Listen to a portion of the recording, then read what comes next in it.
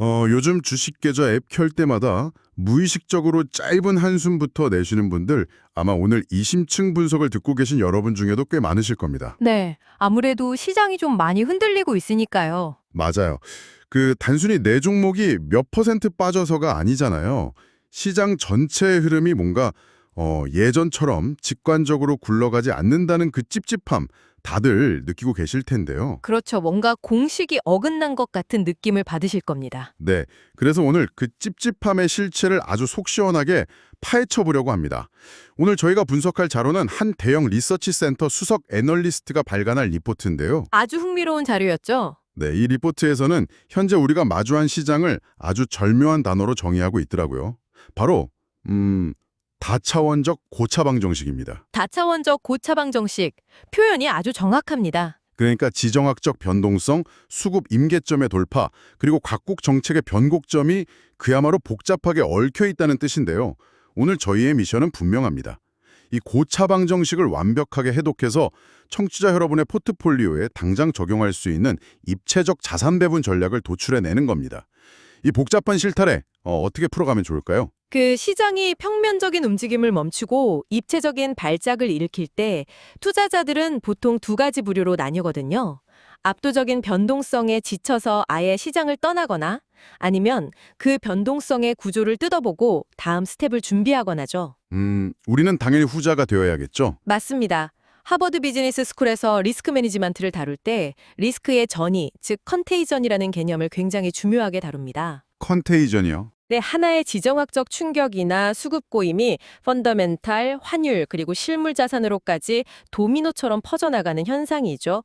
오늘 우리가 주목해야 할 점은 이 리포트가 현재의 변동성을 단순한 위험으로 규정하지 않는다는 겁니다. 아, 위험이 아니다. 오히려 수많은 노이즈 속에서 진짜 펀더멘탈을 가진 주도주와 수급에 의해 과도하게 낙폭을 키운 알짜 자산을 골라낼 수 있는 최적의 스트레스 테스트 구간으로 보고 있습니다. 위기가 오히려 옥석을 가려주는 강력한 필터 역할을 한다는 거군요. 그렇다면 그 스트레스 테스트의 첫 번째 관문인 매크로와 지정학적 리스크부터 짚어보죠. 제가 리포트를 읽으면서 가장 먼저 눈에 띈 건 아주 명확한 숫자 하나였습니다. WTI 유가 말씀이시죠? 네, 서부 텍사스산 원유 배럴당 $100라는 임계점인데요. 중동발 불안이 유가를 밀어올리는 건 당연한 수순이긴 한데 시장은 왜 하필 이 $100라는 숫자에 이토록 극도로 예민하게 반응하는 걸까요? $100라는 선을 넘는 순간 파급 효과의 차원이 완전히 달라지기 때문입니다. 유가가 세 자릿수에 진입하게 되면 이는 단순히 에너지 비용 상승을 넘어서 글로벌 자산 시장의 룰을 강제로 바꿔버리는 트리거가 되거든요. 룰을 바꾼다. 네, 가장 치명적인 건 역시 연준의 금리 인하 경로를 완전히 막아버린다는 점이죠. 물가가 다시 튀어오르니까 시장이 그토록 선반영하면서 기대했던 금리 인하 시나리오는 폐기되거나 무기한 연기될 수밖에 없습니다. 아, 리포트에서 말하는 역금융장세의 진입점이 바로 그거군요. 정확합니다. 유동성 기대감으로 버티던 주식시장의 밸류에이션, 다시 말해 멀티플이 정당성을 잃고 급격히 쪼그라드는 구간이 열리는 거죠. 게다가 한국 시장의 특수성을 고려하면 이 충격파는 배가 될 수밖에 없겠네요. 우리는 철저하게 수출 주도형 제조업 국가인데다가 원유 의존도가 절대적이잖아요. 그렇죠. 그 부분이 한국 증시의 아킬레스건이죠. 유가가 $100를 돌파하고 환율까지 요동치면 기업들의 수입 물가는 폭등하는데 금리마저 못 내리는 최악의 샌드위치 상황에 놓이는 거니까요. 외국인 자본 입장에서는 한국 증시를 가장 먼저 비워내고 싶은 현금 지급기처럼 대할 확률이 높고요. 네, 한국 증시가 유독 대외 변수에 취약한 하이베타 성향을 띠는 이유가 바로 그 매크로적 약점 때문입니다. 하지만 여기서 우리가 공포에만 매몰될 필요는 없습니다. 그럼 우리는 어떻게 해야 하나요? 웅크리고만 있어야 할까요? 리스크의 구조를 이해했다면 이제 기회로 시선을 돌려야죠. 과거의 굵직한 지정학적 분쟁 사례들을 데이터로 복기해보면 아주 일관된 패턴이 하나 나타납니다. 어떤 패턴이죠? 전쟁 발발 직후 1주에서 2주간은 패닉셀링이 시장을 지배하지만 오히려 그 충격이 각국의 군수, 인프라 등 억눌렸던 생산활동을 자극하고 정부의 대규모 재정 지출 확대를 끌어내는 명분이 됩니다. 아, 리포트에서 제시한 4주에서 8주라는 타임라인이 그래서 나온 거군요. 맞습니다. 만약 이번 중동발 분쟁이 확전되지 않고 4주에서 8주 이내에 단기전으로 수렴한다면 시장은 이 충격을 파멸적인 위기가 아니라 건강한 조정으로 재해석하게 됩니다. 사실 그동안 AI 기대감 하나로 지표들이 너무 뜨겁게 과열되어 있었잖아요.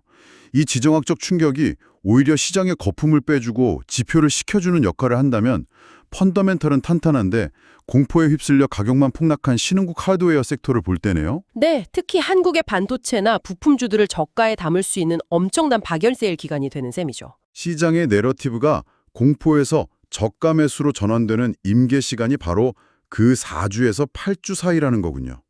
이 타임라인을 머릿속에 쥐고 있는 투자자와 내일 당장 세상이 망할 것처럼 주식을 던지는 투자자의 결과는 하늘과 땅 차이일 수밖에 없겠네요. 그게 바로 통찰력의 차이죠. 좋습니다. 매크로의 파도를 어떻게 탈지 확실히 감이 잡히는데요. 그런데 제가 이번 분석 자료를 보면서 정말 소름이 돋았던 파트는 바로 이어지는 수급 리스크 부분이었습니다. 아, 수급 꼬임 현상 말씀이시죠? 네, 솔직히 최근 시장을 보면 기업들 실적은 견조하게 잘 나오는데 주가는 이유 없이 수직 낙하하는 기연 현상이 계속됐잖아요.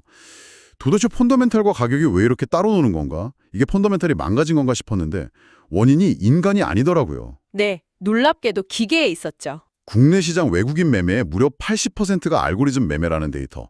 이거 정말 충격적이지 않습니까? 많은 투자자분들이 여전히 여의도나 월스트리트의 펀드 매니저들이 심각하게 회의를 거쳐서 매도 버튼을 누른다고 생각하시거든요. 보통 영화에서 그렇게 묘사되니까요. 하지만 현실은 철저히 기계화되어 있습니다. 외국인 매도세의 80%가 알고리즘이라는 건 지금의 하락장이 인간의 이성적인 기업 가치 평가와는 전혀 무관하게 굴러가고 있다는 강력한 증거입니다. 무관하게 굴러간다. 네, 여기에 더해 패시브 펀드들이 벤치마크로 삼는 MSCI 지수의 복잡한 리밸런싱 룰을 이해해야 합니다. 글로벌 펀드들은 특정 국가나 섹터의 비중이 정해진 한계치를 벗어나면 개별 기업의 실적이 아무리 좋더라도 기계적으로 물량을 덜어내야만 합니다. 쉽게 말해서 특정 지지선이 무너지거나 환율 변동으로 비중이 틀어지는 순간 알고리즘은 기업의 재무제표 따위는 읽어보지도 않고 조건값 도달, 매도 실행 이렇게 반복한다는 거네요. 네, 아주 정확한 비유입니다. 마치 터미네이터처럼 감정 없이 시장에 물량을 쏟아내는 거죠. 문제는 이 기계들의 매도가 인간들의 빚을 건드리면서 최악의 연쇄작용을 일으킨다는 점입니다. 바로 개인 투자자들의 레버리지, 그러니까 마진폴 이슈죠. 그 부분이 현재 수급 리스크의 핵심 뇌관입니다. 기계적인 알고리즘 매도로 지수가 하락하면 주식 선물이나 신용융자 등 레버리지를 일으킨 개인 투자자들의 계좌에 마진콜, 즉 증거금을 더 채워 넣으라는 요구가 발생합니다. 돈을 더 넣지 않으면 강제 증선당하잖아요. 맞습니다. 기한 내에 돈을 못 넣으면 증권사는 이 주식을 하한가에 강제로 던져버리는 반대 매매를 실행하죠.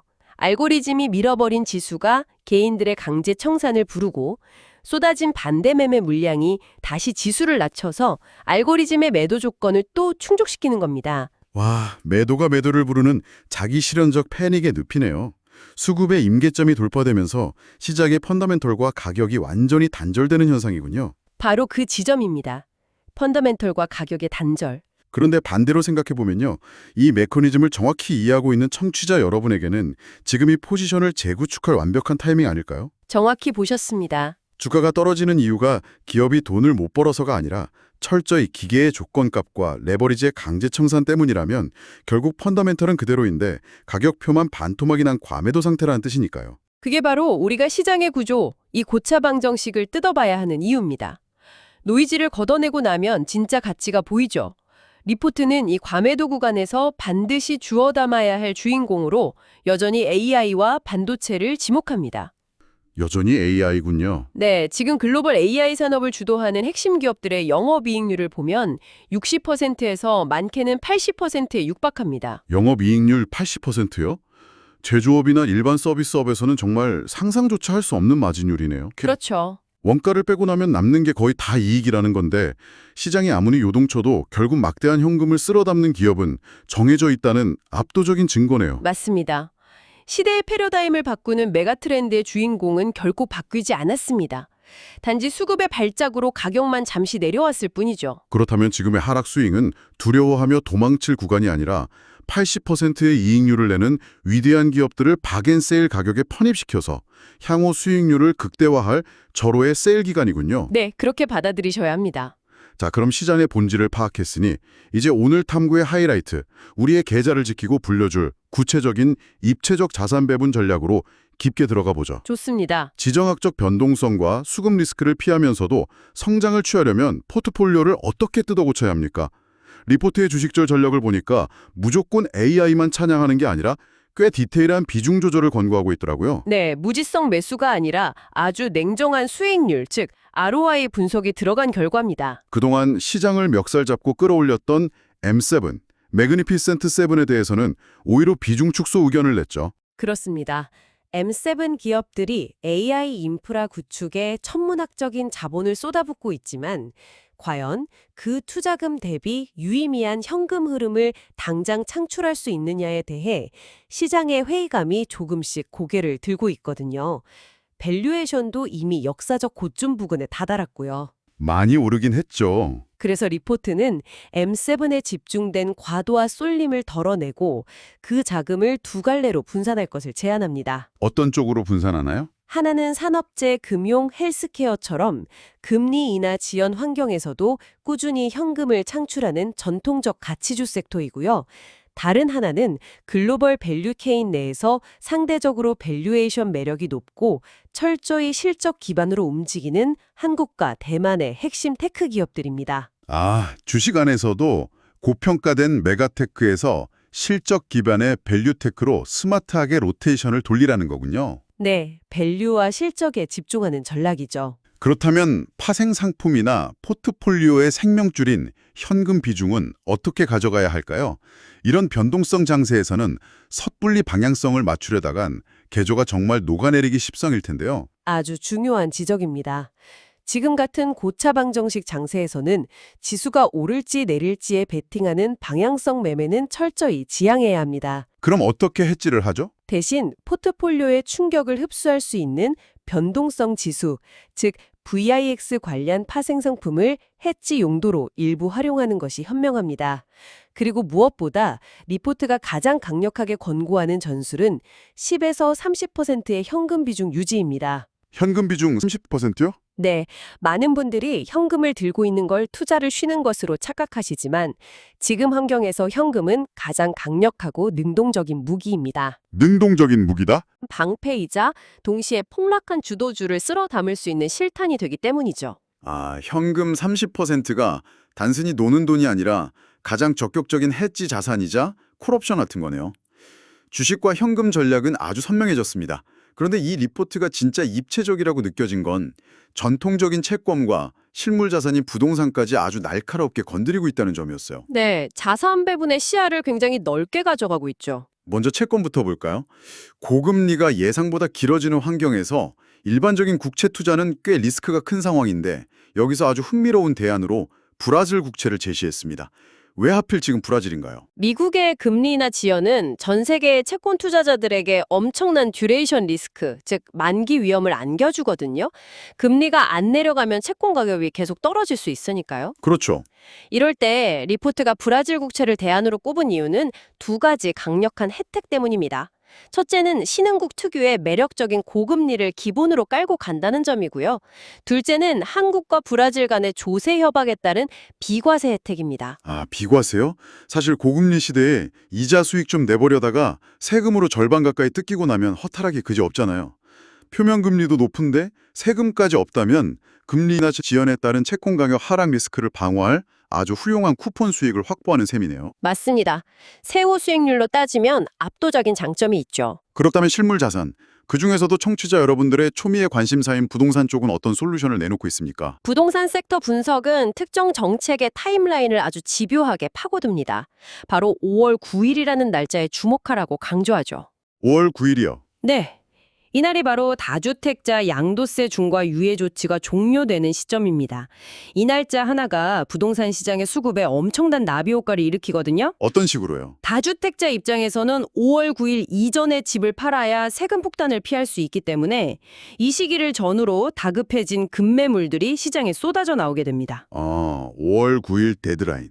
그러니까 매수자 입장에서는 세금 때문에 쫓기듯 나온 우량 자산을 싼 가격에 그것도 강력한 협상력을 쥐고 매입할 수 있는 아주 구체적인 기회의 창이 열린다는 거군요. 맞습니다. 하지만 리포트는 이 기회의 창 뒤에 숨겨진 함정도 함께 경고하고 있습니다. 함정이라면 어떤 게 있죠? 5월 9일이 지나고 나면 어떻게 될까요? 세금 혜택을 놓친 다주택자들은 아예 매물을 거둬들이고 버티기에 들어갑니다. 심각한 매물 잠김 현상이 발생하죠. 매물이 마르는군요. 네, 기존 주택의 유통 물량이 마르면 결국 수요는 신규 분양 시장으로 쏠리게 되는데 문제는 현재 건설 원가 상승으로 인해 신규 분양가는 계속 치솟고 있는 상황이라는 겁니다. 결국 5월 9일 이후에는 고분양가 리스크에 고스란히 노출되거나 매물 부족으로 인한 호가 상승을 마주해야 한다는 거네요. 정책의 변곡점이 수급을 어떻게 비틀어버리는지 보여주는 완벽한 예시입니다. 맞습니다. 이래서 다차원적 고차방 정식이라고 부르는 거죠. 주식 포트폴리오 압축부터 브라질 국채의 세금 효율성, 그리고 5월 9일이라는 아주 날카로운 부동산 수급 타임라인까지 정말 빈틈없는 전략입니다. 그런데 이렇게 눈앞에 보이는 변수들을 통제하다 보면 문득 그런 불안감이 들더라고요. 불안감이요? 우리가 얕은 바다의 파도 패턴을 분석하느라 저 깊은 심해에서 천천히 올라오고 있는 거대한 그림자를 놓치고 있는 건 아닐까 하고요. 단기적인 변동성을 넘어 우리가 중장기적으로 이 금융 시스템 전체를 흔들 수 있는 숨겨진 뇌관, 이른바 블랙스완을 하나 꼽자면 무엇을 주시해야 할까요? 그 심해의 그림자를 짚어내는 것이야말로 리스크 관리의 완성이죠. 이 리포트가 마지막 장을 할애해 강력하게 경고하고 있는 잠재적 시스템 리스크의 진원지는 바로 미국 사모대출 시장입니다. 사모대출이요? 흔히 우리가 아는 전통적인 은행 대출이 아니라 사모펀드나 기관 투자자들이 은행의 규제를 우회해서 기업들에게 사적으로 돈을 빌려주는 일종의 그림자 금융 영역을 말씀하시는 거군요. 거기가 왜 폭발할 위험이 있는 건가요? 지난 10년간 이 사모대출 시장은 규제의 사각지대에서 말 그대로 폭발적으로 몸집을 불려왔습니다. 가장 큰 문제는 이 거대한 시장 내부내 극심한 도덕적 해이가 골아가고 있다는 겁니다. 도덕적 해이요? 리포트는 구체적으로 두 가지 치명적인 결함을 지적합니다. 첫째는 대출을 내어줄 때 잡는 담보의 가치를 비정상적으로 부풀려 평가하고 있다는 점이고요. 둘째는 단기 자금으로 돈을 끌어와서 기업들에게 장기로 빌려주는 만기 미스매칭, 즉 전형적인 폭탄 돌리기가 횡행하고 있다는 점입니다. 잠깐만요. 부실한 담보, 과도한 레버리지, 만기 불일치. 이거 어디서 많이 들어본 스토리 아닙니까? 2008년 서브프라임 모기지 사태 때 주택담보 가치를 부풀리고 파생상품으로 포장해서 돌려막다가 금융 시스템이 붕괴했던 그 구조랑 너무 소름 돋게 닮아 있는데요. 구조적인 취약성이 놀라울 정도로 유사합니다.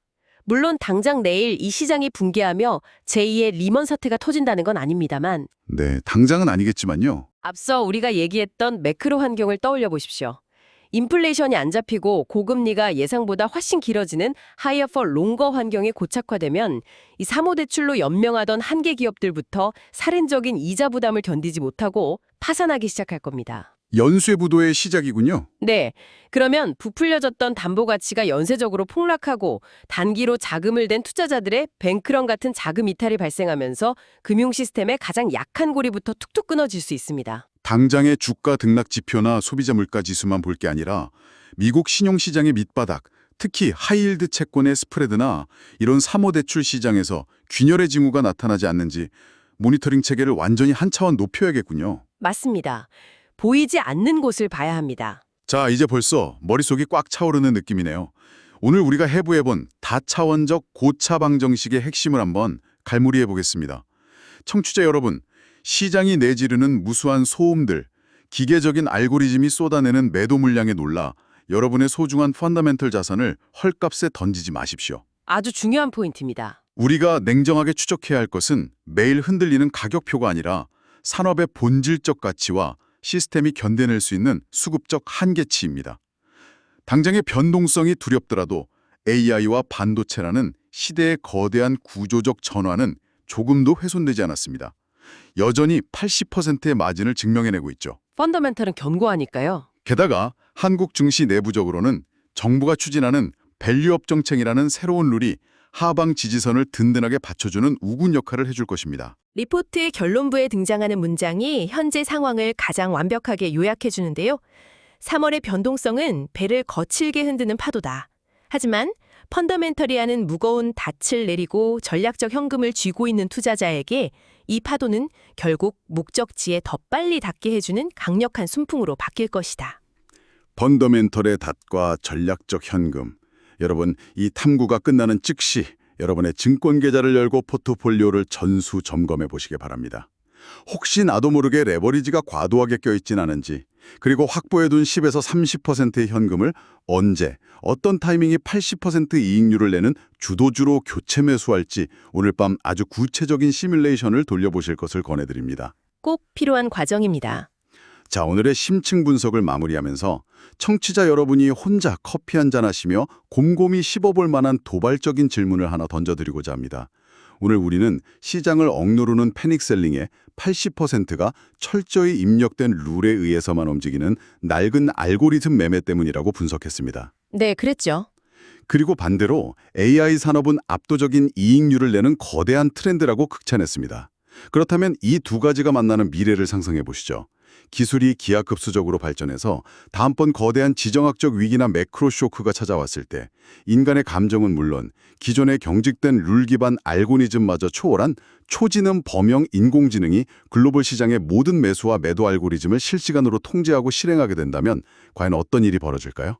와, 정말 무서우면서도 흥미로운 가정이네요. 그 초지능은 인간의 공포심리와 레버리지의 약점을 역이용해서 시장의 패닉셀링을 역사상 가장 끔찍하고 극단적인 수준으로 밀어붙이는 완벽한 약탈자가 될까요?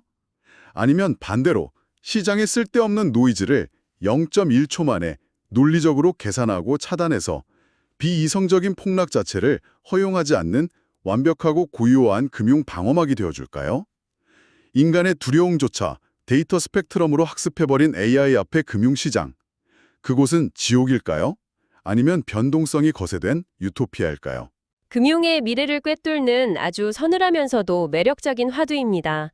기술의 궁극적인 진화가 시장의 변동성을 폭발시킬지 아니면 영원히 통제할지 저 역시도 기존의 재무학적 관점을 벗어나서 깊게 고민해봐야 할 문제 같습니다. 네, 오늘 저희가 던진 이 묵직한 질문에 대한 답은 청취자 여러분 각자의 통찰력과 상상에 맡기도록 하겠습니다.